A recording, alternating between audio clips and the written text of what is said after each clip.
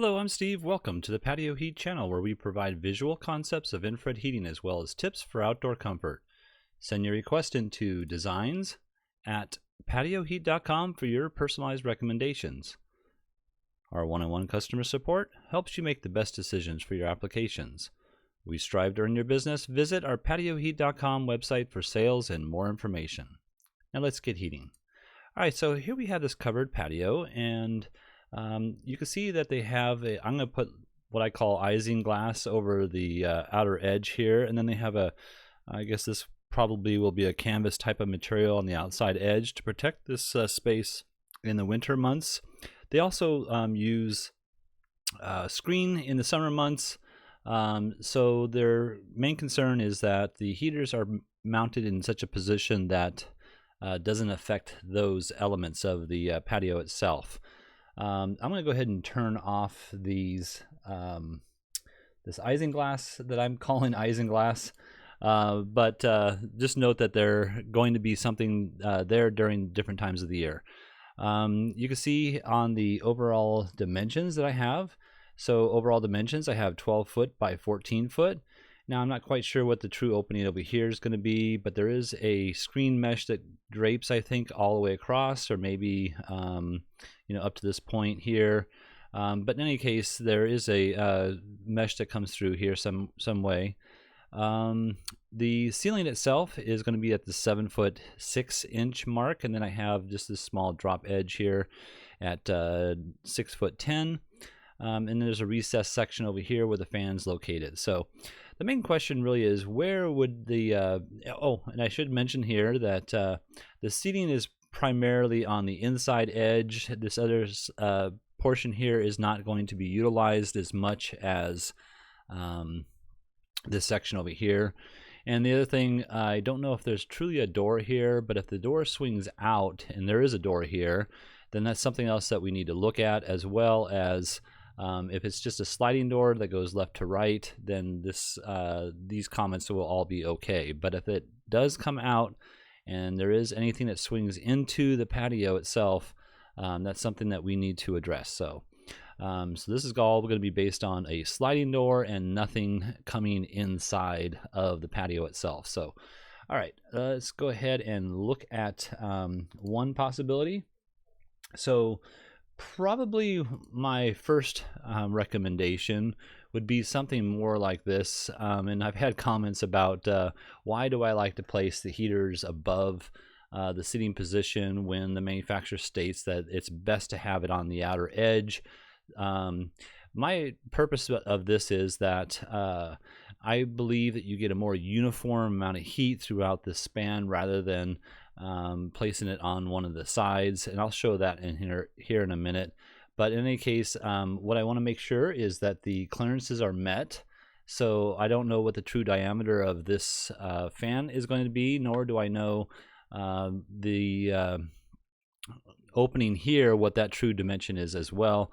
But I would probably go with 18 inches of clearance from this edge of the fan blade, pointed the heater straight down, and that in this particular application would end up that the heater is, let's see here, approximately from this span here to that span, it's approximately 3 feet 2 inches from the edge of the wall over here, or this the edge of the wall itself, I believe. Yes. And any case, let's go ahead and look at the and what I want to also mention is that we're not in that draped section at all, so there should not be an issue with regards to the clearances or the footprint of heat. So let's go ahead and look at that footprint of heat. You can see we're not penetrating the outer edge, and there's no issue with the clearance again. But the footprint of heat, I'm going to turn off this glass here. You can see that we're only really hitting about half of the actual patio itself. So if this is the only space that you are truly looking to heat up, then this would probably be just fine. Now, another issue is, the heaters are designed for a maximum output of an exposed area. and having this heater so that it's, you know, approximately 6 feet, maybe, you know, 6 feet 6 inches off of the finished floor. Let's go ahead and just look at that real quick. So this distance here, and I'm just going to go like that. See if I can get 6 feet 9 is what I have here. This distance is kind of close, and in the open patio element like right now, that would probably be fine with a 4,000 watt unit. However, when you enclose this space using the isinglass, and let's just assume that there's an isinglass that you know, drapes through this whole entire opening here as well, then you really are capturing a lot of the heat that's going to be inside here. And so you don't need that high output power. So I would recommend a control for something like this, or possibly just going with a 3,000 watt unit. And 3,000 watt unit may even be too powerful as well during this time of the year that you enclose this entire space. So what you're doing is you're reducing the air movement, and if there's no air movement and there's no way for, you know, the hot air that's going to build up inside here to evacuate, then it might be too hot. That's my concern here. All right, so let's go away from that concern and look into other options. So you can see again the footprint of heat is heating up about half of the space here. You know, if you're sitting right here, you would feel some of the output of the rays, because this is infrared light waves, and light waves travel, they bend, stretch, and dissipate. But this is the ideal footprint that the manufacturer states for the space itself. So let's go ahead and look at maybe another option, and that other option would be placing it possibly along this edge over here. And I'm going to make another statement about that. Let's see if I can find that here. There we go. So what I did here is I mounted the brackets on the ceiling, and I have 6 inches of clearance back here, and I have this at a 30-degree tilt. The reason I mounted it on the ceiling is because when you mount it on the wall, the maximum tilt you can come down is 45 degrees, and I want this to penetrate more of the bottom edge over here. So yeah, making sure you have that 6 inches of clearance back here, mounting on the ceiling, and I went with a 30-degree tilt from straight down 30 degrees up. That's the only way you can do that with this bracket here, because this bracket only allows a maximum of 45-degree tilt, and when it's on a vertical surface, you can only tilt it 45 degrees down. So that's why I chose this particular type of mounting. Again, you know, it looks like, you know, this is a well-heated position. Now, the heat typically would go out about 8 feet. Is this about what you're going to feel the warmth on? So this is, you know, 14, so half of that would be 7. And so another foot would be 8. You would still feel it, but this would be much hotter over here than it would be over here. Not that that really matters, I don't think, because, you know, some people like it warmer than others.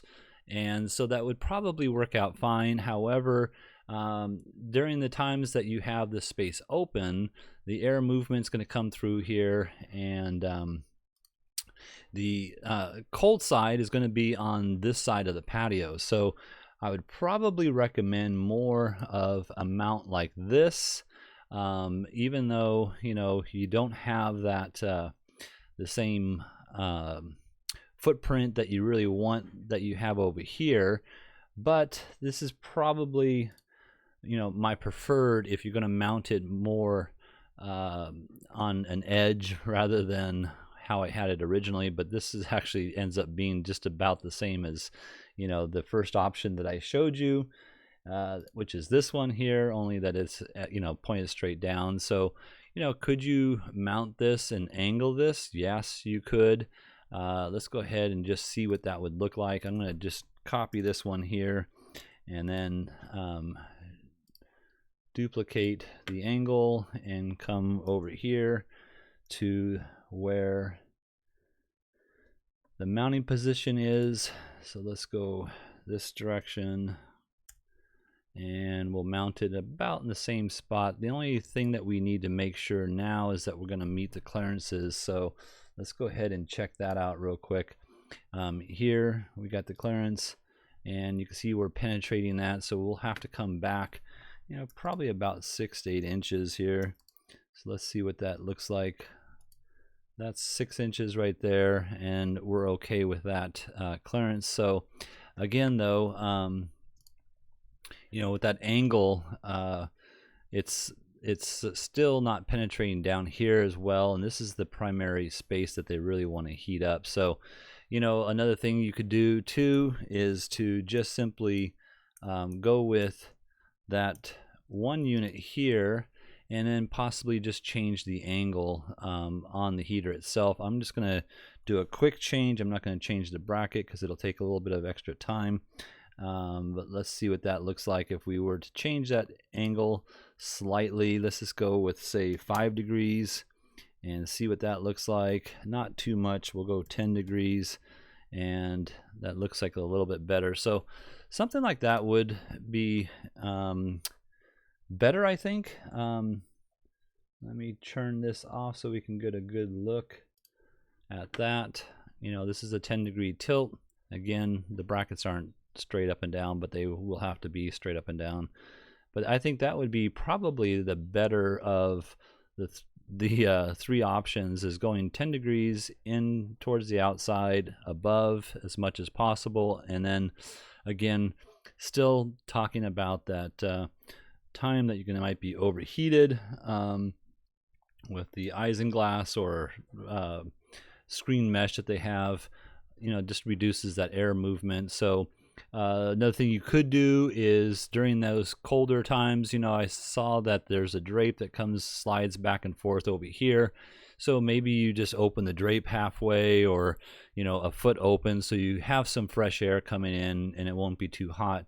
But definitely, you know, consider that 3,000 watt versus a 4,000 watt unit. You can see that the penetration is made for a little bit higher of an application. So I would say the 3,000 watt unit would be reduced as far as its penetration about 1 foot in height. But when you open it, that amount of when you open all the sides here, let's say, the amount of heat that you're getting from a 4,000 watt unit would be probably more beneficial in an exposed patio. So, all right, well, I hope this has helped. If you're looking for some assistance with your outdoor heating application and you'd like us to review your plans, send your information into designs@patioheat.com. I'm Steve. Please tap that like button if you find this video useful. We don't advertise, we're not monetized. YouTube does not promote our channel in any way unless we receive a thumbs up from our viewers, and we thank you so much for doing that. Have an excellent day.